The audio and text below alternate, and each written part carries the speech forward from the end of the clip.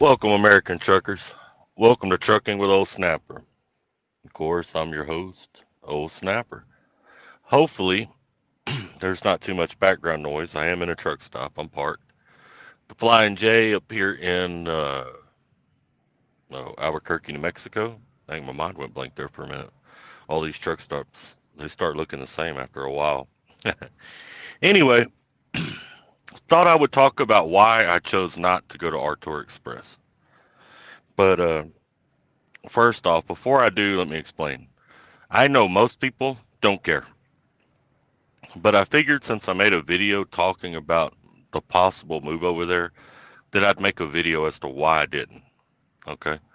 And then I also kind of explain my thought process on it in case some of you are thinking about it. Maybe it'll help you with your thought process. Not necessarily saying talk you out of it, but it may help you sit down and kind of run the numbers to see if the move would be a good move for you or not. That's what this is all about, helping each other, right? I want to say though, before I get into all that, I don't have any problem with Coach, Stewart, or none of them guys. They're pushing their company. Um, they're putting their numbers out there on the glass. They're doing their thing. I don't have a problem with that at all. It's I still watch it. It's still entertaining. Um, I, I don't have a problem with anybody going over there. I'm not saying not to go over there or anything like that. So this video is not about that. So if you were here to watch me bash Coach and all them, now this is not going to be that kind of video. Just going to kind of run you through my thought process and why I did not go over to Artur Express. I think I'm saying that correctly. Am I saying that correctly, guys? Artur Express. Anyway, let's get into this. First, let me clear my throat. There we go. Now let's get into this. Now, I typically take 4 days off a month, which is 48 days a year, which means I work 317 days out of the year. All right. I'm making an average somewhere around 1,800 a week. That's after child support, insurance, that's medical, dental, vision, and life insurance, and that's everything. Okay. My child support is $325.46 a week. All right. So let's take, for instance, this last pay stub right here. $1,820.39. All right, that's for 1 week's work, and that was actually my coming off a home time week. So really wasn't a outstanding week because a lot of times I'm a little over 2 grand. All right, and I'm OTR now. I'm not regional. Those guys make a little less. I'm not dedicated. Those guys make a little less. This is OTR. Now, if you add my child support to that, that's 21.45 and 85 cents. Now, if you figure in insurance, and insurance rates can vary. Medical, dental, vision, life insurance, the whole package, it can vary. It might be $300 a month, might be $400 a month, but you can figure another $100 a week. I'm saving by having that because the company pays part of that and I pay part of it. Okay, so you can figure I'm probably saving another $7,500 a week. That puts me at 22.45. All right. Now those guys over at Artur, they're putting out numbers that range from 2,500 a week to 3,500 a week. All right. That's that's their take home after costs. They still have to pay taxes out of that. Okay. So you take an average of $3,000 a week. All right. That's if you do 25 to 35 every week. You're going to be somewhere around $3,000 a week as an average. All right. I got 21.45, and that's with insurance and everything. I'm not that far off of it. To me, I look at it like this.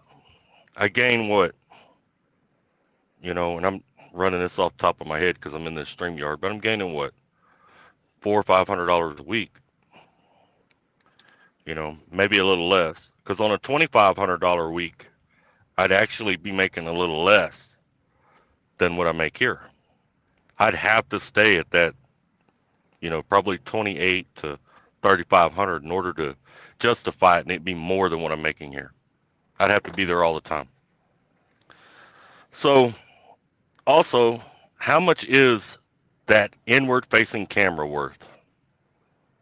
Well, in my opinion, if I'm leasing a truck from you, I should have an option as to whether I want that inward facing camera or not. If I'm paying the truck payment, I'm paying the fuel, I'm paying for all of that out of my pocket. Renting it, rent a center, truck driver, whatever you want to call it, you know, that inward facing camera should be my choice. If I'm required to have that inward facing camera, it, it's just not worth it to me. That's another problem. I really don't care for that. Also, I talked to some of their drivers, and I talked to them about this, them dispatching themselves and all that kind of stuff. Some say yes, some say no, some say there's a little bit of a pushback sometimes. Um, some say I've heard several different things from several different drivers because that was one of the reasons I was looking at them. I thought, well, that'd be great. Basically, I'm renting their truck to choose my own freight, go where I want to go, and I really like that. You know, um, but I heard some different stories about it, so I'm not sure what the deal is there. And I didn't go ask Coach about it because it really didn't matter to me. It was just another reason for me to kind of back up from it. Something else that kind of turned me off to him. Even if I was able to dispatch myself, I still would not get home any more than I get home now. They don't have any freight running through my area. Their closest freight is Houston, and most of their freight's a little north of Houston. It's Temple, Dallas area, but they do have some Houston freight. I still live another 127 miles southeast of Houston on the coast, which would mean that's fuel costs for me every time I go home as well. And I wouldn't even dispatching myself, I wouldn't be able to get by the house. So there's no benefit to gain there. The only thing I'd really gain is an APU. We don't have APUs over here where I work. And as y'all know, that's one of my biggest gripes. Fat boy loves an APU. I don't know about the rest of y'all, but I like an APU. And I'd almost be willing to give up a few dollars to go to a company with an APU, which may happen eventually. These summers are getting hotter and I'm getting older. Y'all know how that goes. And these companies don't get it, but an APU, in my opinion, is much more comfortable and quieter than the truck turning off and on. I absolutely hate OptiIdle. I despise it. But anyway, that's my basic rundown. I mean, I'm doing six figures a year right here as a company driver with no worries, no inward facing camera, no no fuel don't cost me nothing. I don't care what the fuel costs at the pump. They tell me where to get fuel because they're worried about the cost at the pump. They don't stress me out a bit. To be honest with you, unless I specifically look at it, I don't even look at the price of fuel half the time wherever I get fuel at. Doesn't matter to me. Be $10 a gallon. Doesn't matter to me. It's not my worry. I don't have to stress over that. I also don't have to stress so much on the market collapsing. And if I was over there, even though they're on contract freight, I would still be a little stressed about the market collapsing more. Because obviously as their contracts come up for renewal, they're going to get renewed at a lower rate, which may drop their pay a little bit. But anyway, that's my thought on that. No, not going to Artur Express. I kind of jumped the gun there. I got excited. I really liked what they had to say. Coach is a really good salesman. Got to give him that, man. He should be working in recruiting. Maybe start his own recruiting company from home. Coach, if you're listening, bub, I know you don't want to drive no more. Maybe starting your own recruiting company from the house would be, a good way to get out of driving. I think you'd be really good at it. I think you'd be really, really good at it. But That's on a positive note. I'm not trying to down you or anything like that.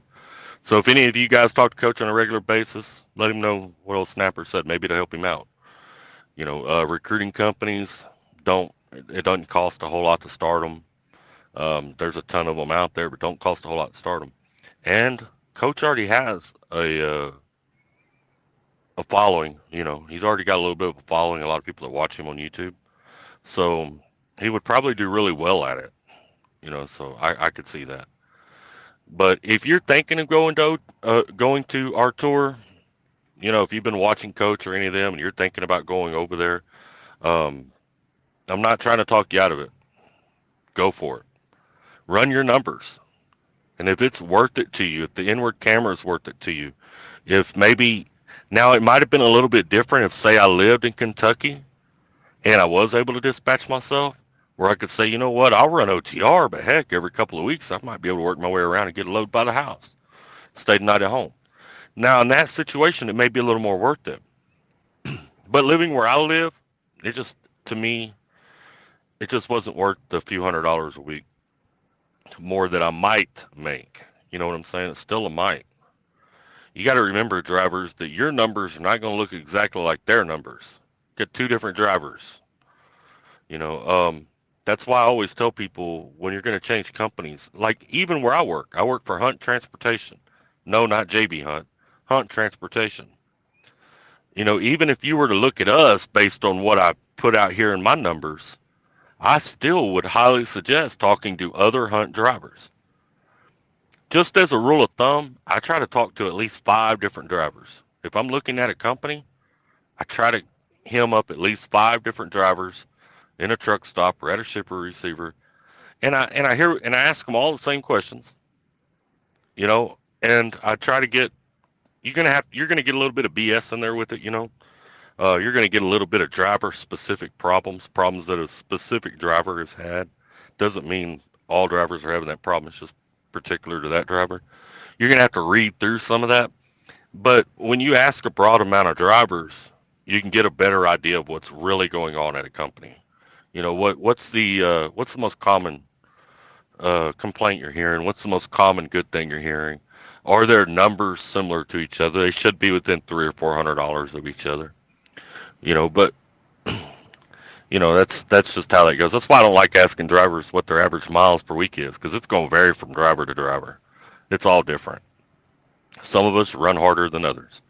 Myself, I'm 550 to 600 miles a day is what I try to do. 550 to 600.